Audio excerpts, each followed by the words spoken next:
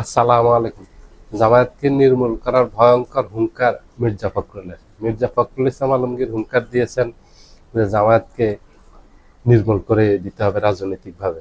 তা হঠাৎ করে জামায়াতের উপর এইভাবে মির্জা ফখরুল ইসলাম আলমগীর করতেন কেন?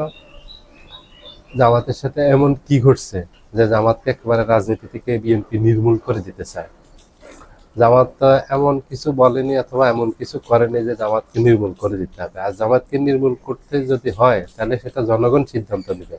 সেই সিদ্ধান্ত নেওয়ার অধিকার তো বিএনপির নেই, এবং বিএনপির মহাসচিব অথবা তারেক জিয়া এইভাবে বলতে পারে না, এইভাবে হুঙ্কার দিতে পারে না যে জামাতকে বাংলাদেশের রাজনীতি থেকে একবারে নিশ্চিহ্ন করে দিতে হবে, নির্মূল করে দিতে হবে, ধ্বংস করে দিতে হবে। কারণ এই জামাতের সাথে বিএনপির দীর্ঘদিনের সখ্যতা, এটা সবাই জানে, একদম ওপেন সিক্রেট। এটা 1991 সালে বিএনপি যখন সরকার গঠন করে তখন বিএনপি 140টা আসন পেয়েছিল। 10টা আসনের জন্য তখন বিএনপি সরকার গঠন করতে পারতেছিল না। এখন যাদের বয়স 40-45 তারা এগুলি জেনে থাকবেন, তাদের জানার কথা, এগুলি মনে থাকার কথা। তখন আওয়ামী লীগ তো বিএনপিকে একেবারে সমর্থন দেবে না, প্রশ্নই আসে না। আওয়ামী লীগ বিএনপি দা কুমলা সম্পর্ক, এবং কোনোভাবে যেন বিএনপি সরকার গঠন করতে না পারে তার জন্য শেখ হাসিনা সব চেষ্টা করছে। জাতীয় পার্টি তো দিবে না, কারণ বিএনপির আন্দোলনের মুখে 90 সরকার এরশাদ সরকারের পতন ঘটে এবং 90-এর অভ্যুত্থান ঘটে। সেই অভ্যুত্থানের নায়ক যাদেরকে বলা হয় তারা হলো আমানুল্লাহ আমান, তখন ডাকসুর ডিপি, খায়রুল কবির খোকন ডাকসুর জিএস, এবং নাজিমুদ্দিন আলম ডাকসুর এজিএস। ইলিয়াস আলীকে যে গুম করা হয়েছে, এই ইলিয়াস আলী এবং বর্তমানে সংসদ সদস্য এবং 1 সালের সংসদ সদস্য নির্বাচিত হয়েছেন, এবং ছাত্রদলের সাবেক সভাপতি ফজলুল হক মিলন, এখন যে পানি সম্পদ মন্ত্রী শহীদুদ্দিন চৌধুরী এনি, ওনারা হচ্ছেন 90-এর আন্দোলনের প্রোডাক্ট। ওনারা 90-এর আন্দোলনের মাধ্যমে দেশব্যাপী পরিচিতি পান। তাদের আন্দোলনের মুখে সফল অভ্যুত্থান হয়, অভ্যুত্থানের মাধ্যমে জাতীয় পার্টির সরকারের পতন ঘটে, এরশাদের পতন ঘটে। তা এরশাদ তো বিএনপিকে সমর্থন দেওয়ার প্রশ্নই আসে না। তখন জামাত বিএনপিকে সমর্থন দিয়েছে। জামাতের তখন 15টা আসন পেয়েছিল 1991 সালে। এই 15টা আসনের সমর্থন নিয়ে বিএনপি সরকার গঠন করে।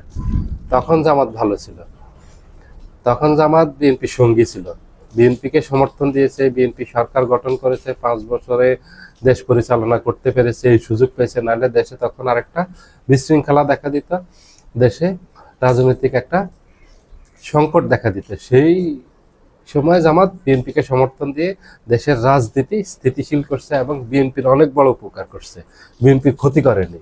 জামাত সমর্থন দেওয়াতে বিএনপি সরকার গঠন করতে পেরেছে, আর নয় বিএনপি সরকার গঠন করতে পারতো না।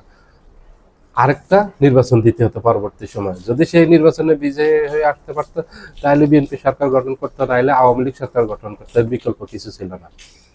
তখন জামাত ভালো ছিল। এখন তখন জামাত তাদেরকে সমর্থন দেওয়াতে তখন ছিল সঙ্গী। আর এখন জামাত তাদের এই যে চাঁদাবাজি, টেন্ডারবাজি, দখলবাজি, খুন খারাপি, এই যে অপকর্মগুলি করতেছে, জামাত এগুলি সমর্থন দিচ্ছে না। এখন জামাত খারাপ হয়ে গেছে, এখন হয়ে গেছে জামাত জঙ্গি। যখন জামাতকে ব্যবহার করতে পারে তখন জামাত খুবই ভালো, জামাত তখন বন্ধু। আর যখন জামাত ঠিক তাদের অন্যায় অপরাধ যেগুলি করতেছে এগুলির বিরুদ্ধে প্রতিবাদ করে, তখন জামাত শত্রু হয়ে যায়, তখন জঙ্গি হয়ে যায়, তখন 71-এ ঘাতক হয়ে যায়, 71-এর পরাজিত শক্তি হয়ে যায়, তখন জামাত গুপ্ত হয়ে যায়। এই যে 24-এর 5 আগস্টে যেই বিপ্লবটা ঘটলো, এই বিপ্লবের অন্যতম দাবিদার এবং সবচেয়ে বেশি যাদের অংশগ্রহণ এখানে এবং যাদের কৃতিত্ব বেশি, এখানে কৃতিত্ব নিতে পারে, এটা ওপেন সিক্রেট ব্যাপার, ওটা সবাই জানে যে জামাতের আন্দোলনের ফসল হলো 24-এর 5 আগস্টের বিপ্লব। জামাত যদি এই আন্দোলনে অংশগ্রহণ না করতো তাহলে 24-এর 5 আগস্টের বিপ্লব ঘটতো না, শেখ হাসিনা সরকারের পতন ঘটতো না, শেখ হাসিনা পালিয়ে যেত না, আওয়ামী লীগের নেতাকর্মীরা সব পালিয়ে যেত না। আওয়ামী লীগ যে আজকে রাজনৈতিকভাবে নিষিদ্ধ, এবং ডক্টর ইউনূস আওয়ামী লীগকে কার্যক্রম নিষিদ্ধ করে রেখেছে একটা অধ্যাদেশের মাধ্যমে, আর বিএনপি এটা এই সংসদে একদম আইন করে পাশ করে ফেলছে, আওয়ামী লীগকে নিষিদ্ধ করে দিয়েছে। এই সুযোগ কিছুই আসতো না যদি 24-এর বিপ্লব না ঘটতো। আর 24-এর বিপ্লবের অন্যতম কারিগর হলো জামায়াত ইসলামী এবং তার নেতাকর্মীরা, তাদের নেতাকর্মীরা গত 15 বছরে অসংখ্য নেতাকর্মীকে হত্যা করা হয়েছে। জামাতের তো সিনিয়র সকল নেতৃবৃন্দ, এই যে নিজামী, তৎকালীন আমির এবং তৎকালীন সেক্রেটারি জেনারেল আলী হাসান মোহাম্মদ মুজাহিদ, সহকারী সেক্রেটারি জেনারেল আব্দুল কাদের মোল্লা, কামরুজ্জামান, মীর কাসেম আলী, দেলোয়ার হোসেন সাইদি সহ সিনিয়র সকল নেতৃবৃন্দকে হত্যা করলো। তারপরে জামাত কিন্তু কোনোভাবেই আওয়ামী লীগের কাছে মাথা নত করেনি, বর্ষতা স্বীকার করেনি। জামাত আন্দোলন করে গেছে। জামাত সবসময় রাজপথে ছিল, বিএনপিও রাজপথে ছিল, কিন্তু বিএনপির আন্দোলন সফল হয়নি, বিএনপি ব্যর্থ হয়েছে। জামাতের আন্দোলনের সফলতা হলো 5 আগস্টের বিপ্লব, এবং সেই বিপ্লবের সবচেয়ে সুবিধাভোগী দল হলো বিএনপি। 24 বিপ্লব না ঘটলে বিএনপি ক্ষমতায় আগামী 100 বছরে আসতে পারতো না। বিএনপির নেতারাই একদম আশা সব ছেড়ে দিয়েছে, এবং ভিতরে ভিতরে আওয়ামী লীগের সাথে আতাত করে তারা তাদের ব্যবসা বাণিজ্য এগুলি পরিচালনা করছে, এটা সবাই জানে, একেবারে সবাই জানে। এই যে মির্জা আব্বাসের কোনো ব্যবসায়িক ক্ষতি হয়নি, কারণ আতাত করে চলছে। এই যে আমির খুসরো এখন যে অর্থমন্ত্রী, পরিকল্পনা মন্ত্রী, ওনার কোনো সমস্যা হয়নি, ওনার বিশাল ব্যবসা আছে, উনি ব্যবসায়ী মানুষ, ওনার কোনো ব্যবসার ক্ষতি হয়েছে আপনারা একটা নিয়ে শুনেছেন? শুনেননি, শুনবেন না। কারণ হলো উনি আওয়ামী লীগের সাথে আতাত করে চলছেন। এবং বিএনপির সিনিয়র যত নেতৃবৃন্দ আছেন, এই যে আমানুল্লাহ আমান, উনি আতাত করে চলেছেন। ঢাকা শহরে ওনার বিশাল ব্যবসা আছে, কোনো ক্ষতি হয়নি, ওনার ব্যবসা বাণিজ্যে কোনোদিন হানা দেয়নি।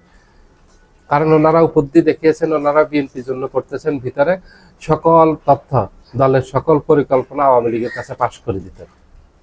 তার বিনিময়ে ওনারা ওনাদের ব্যবসা বাণিজ্য এগুলি ঠিক রেখেছেন, ওনাদের কোনো ক্ষতি হয়নি। গত 15 বছরে ক্ষতি হয়েছে বিএনপির তৃণমূলের নেতাকর্মীরা ক্ষতিগ্রস্ত হয়েছে। অসংখ্য নেতাকর্মীকে শেখ হাসিনা গুম করেছে, অসংখ্য নেতাকর্মীকে শেখ হাসিনা ক্রস ফায়ারে দিয়েছে, অসংখ্য নেতাকর্মীর নামে 60 লক্ষ নেতাকর্মীর নামে গায়েবী মামলা দিয়েছে, নাশকতার মামলা দিয়েছে। গায়েবী মামলা হলো এই মামলা যে কোনো লোক আমেরিকাতে বসে আছে, অথবা জাপানে বসে আছে, অথবা পেরু, চিলি, ব্রাজিলে বসে আছে, অথবা সাউথ আফ্রিকাতে বসে আছে, অথবা কবরে আছে, তার নামে বাংলাদেশে মামলা হয়ে গেছে। এগুলি হলো গায়েবী মামলা।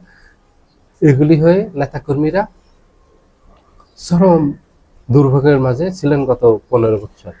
তাদের কষ্টের সীমা রেখা নেই। বিএনপির নেতাকর্মীদের যদি কষ্টের কথা বলা হয়, কয়েক বছর যদি বলা হয় টানা, তাও শেষ হবে না। কর্মীরা, তৃণমূলের কর্মীরা কষ্ট পেয়েছেন, ভুগেছেন, এবং ক্রস ফায়ার, গুম, খুন এগুলি শিকার হয়েছেন। শেখ হাসিনার অন্যায়, অত্যাচার, জুলুমের শিকার হয়েছেন, রিমান্ডে নির্যাতনের শিকার হয়েছেন এই কর্মীরা। নেতাদের কিছুই হয়নি। বিএনপি শুধু নেতারা তাদের সেভে ছিলেন, আর কর্মীরা একেবারে বিপদের মুখে ছিলেন, একদম মৃত্যুর মুখোমুখি ছিলেন, এবং অসংখ্য কর্মীকে হত্যা করা হয়েছে। সেই বিএনপি এখন ক্ষমতা পেয়ে এখন জামাতকে নির্মূল করে দিতে চায়। এটা মানে অবাক করা ব্যাপার, তাজ্জব করা ব্যাপার। যেই জামাতের কারণে বিএনপি 3বার সরকার গঠন করছে। 91 সালে সরকার গঠন করছে, 2001 সালে বিএনপি সরকার গঠন করছে জামাতের সাথে জোট করে। আর 24 সালে জামাতের আন্দোলনের ফসল, বিপ্লবের ফসল হলো বিএনপি এখন ভোগ করতেছে ক্ষমতায় গিয়ে।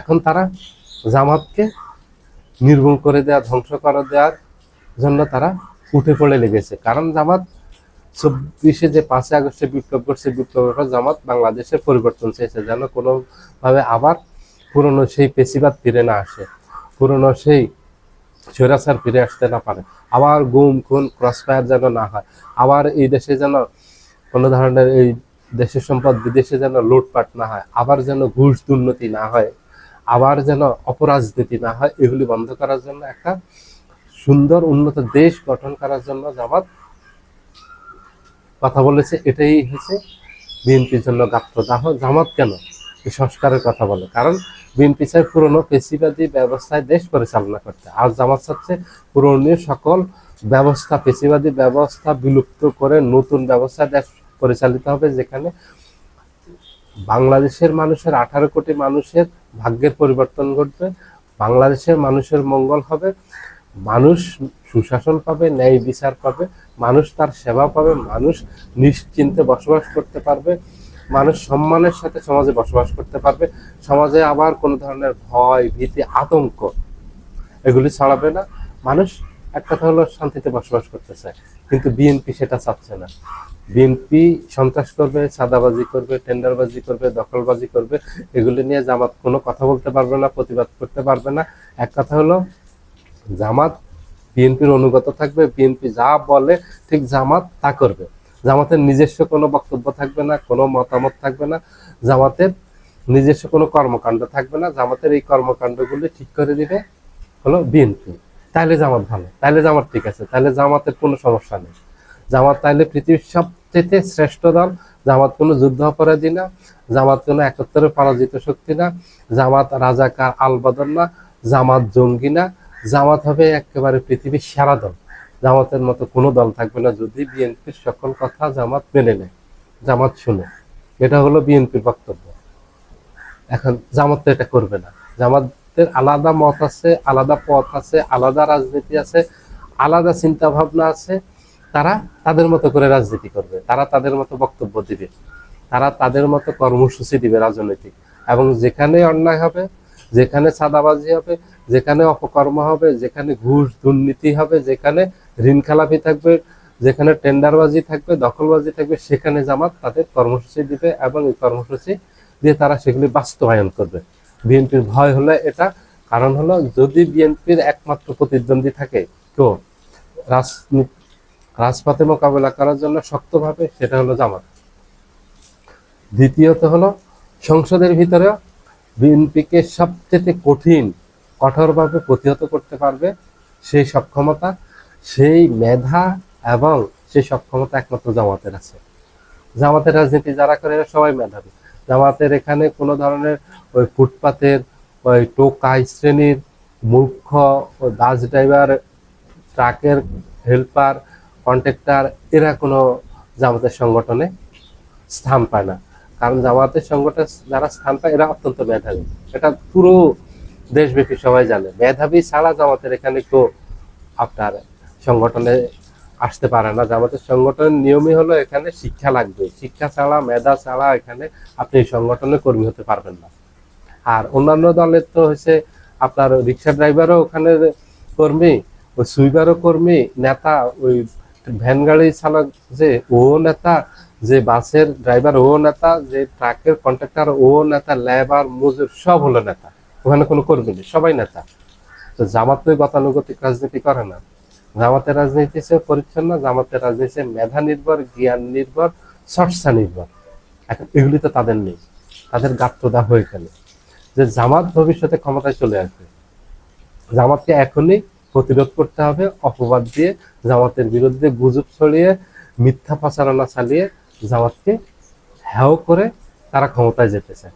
তো জনগণ এখন অনেক সচেতন, জনগণ এগুলি বুঝে, জনগণ কোনো অবস্থাতে এগুলি হতে দিবে না। জনগণ এগুলি বিশ্বাস করে না। গত নির্বাচনে জামাত 38% ভোট পেয়েছে, জামাত সহ এনসিপি সহ 11 দলীয় জোট। আর জামাত এককভাবে 31 প্রায় 32% ভোট পেয়েছে, বিশাল একটা ভোট। এগুলি তাদের বিএনপির জন্য আতঙ্ক তৈরি করেছে যে ভবিষ্যতে বিএনপির হয়তো অস্তিত্বই থাকবে না। জামাতের কাছে বিএনপির অস্তিত্ব বিলীন হয়ে যাবে। যেভাবে জনপ্রিয় হয়ে যাচ্ছে মানুষের মাঝে জামাত, এবং জামাত যেভাবে কৌশলী কর্মসূচি দিচ্ছে, জনবান্ধব কর্মসূচি দিচ্ছে, এগুলি তাদের মাথা খারাপ হয়ে গেছে। এগুলি তাদের রাতের ঘুম হারাম করে দিয়েছে, এগুলি তাদেরকে অস্থির করে তুলছে। তোমরা ওই ধরনের কর্মসূচি দাও, তোমরা ভালো ভালো কর্মসূচি দাও, জনকল্যাণমূলক কর্মসূচি দাও, তোমাদেরকেও জনগণ গ্রহণ করবে, তোমাদের এই রাজনীতি জনগণ পছন্দ করবে। তোমরা যদি জনগণের চাওয়ার বিপক্ষে গিয়ে রাজনীতি করো, তাহলে জনগণ তো এই রাজনীতি পছন্দ করবে না। তা আগেও করেনি, এখনো করবে না। ওই রাজনীতি পছন্দ করলে তো শেখ হাসিনার পতন হতো না। শেখ হাসিনার পতন হয়েছে তো জনবান্ধব কোনো কর্মসূচি ছিল না, জনগণের কল্যাণের জন্য কোনো রাজনীতি করে নাই, কোনো 15 বছর ক্ষমতায় থেকে কাজ করছে আওয়ামী লীগের নেতাকর্মীদের ভাগ্যের পরিবর্তনের জন্য। আওয়ামী লীগের নেতাকর্মীদের ভাগ্যের পরিবর্তন হয়েছে, দেশের অর্থনীতিটাই আওয়ামী লীগের নেতাকর্মীরা খেয়ে ফেলছে। কিন্তু দেশের কোনো পরিবর্তন হয়নি, মানুষের কোনো কল্যাণ হয়নি, জনকল্যাণে কিছু করতে পারেনি। যার কারণে পরিণতি 5ই আগস্টের বিপ্লবের মাধ্যমে আওয়ামী লীগের পতন ঘটছে। ঠিক একইভাবে একই আতঙ্কে পেয়ে বসছে বিএনপিকে। বিএনপিরও পতনের ভয় ধরে গেছে, কারণ বিএনপির নেতাকর্মীরা এখন থেকে যা শুরু করেছে, এই 2 মাসের রাজনীতিতে ক্ষমতায় আসছে বিএনপি, এর মাঝে যেভাবে ব্যাপকভাবে লুটতারাজে জড়িয়ে পড়ছে এবং অপকর্মের সাথে জড়িয়ে পড়ছে, তাতে বিএনপির রাজনীতিও আওয়ামী লীগের পরিণতির দিকে যাচ্ছে। সবাই ভালো থাকবেন, আল্লাহ হাফেজ।